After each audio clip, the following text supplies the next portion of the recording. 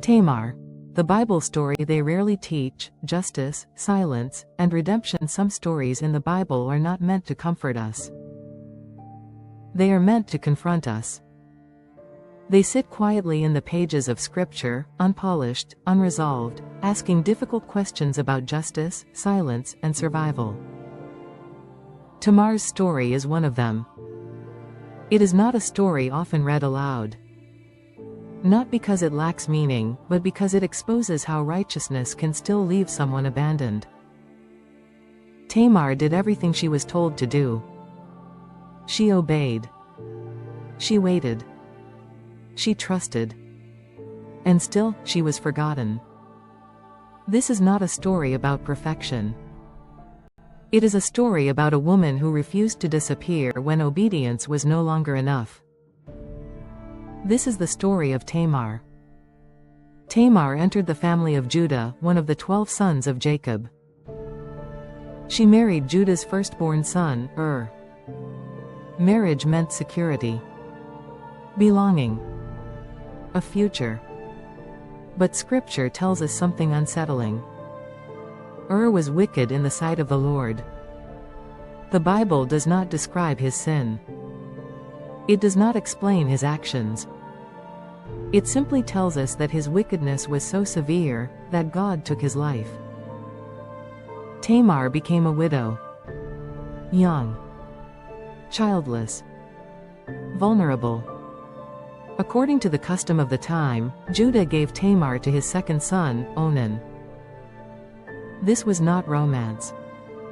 It was responsibility. Onan's duty was to give Tamar a child, to preserve his brother's name and protect Tamar's future.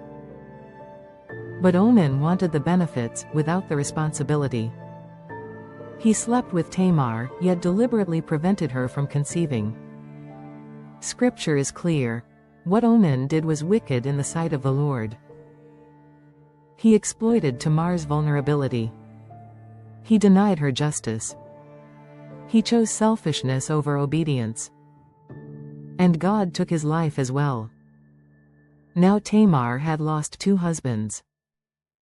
Judah promised her his third son, Shelah, when he was older. So Tamar waited. She waited in obedience. She waited in silence. She waited while years passed.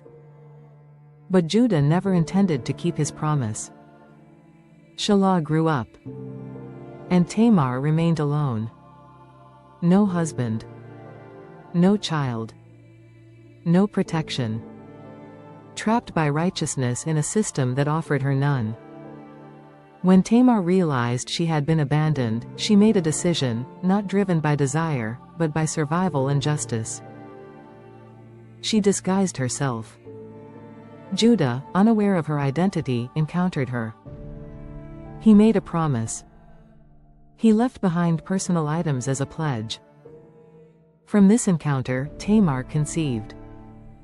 When Tamar's pregnancy became known, Judah was furious. He ordered her punishment.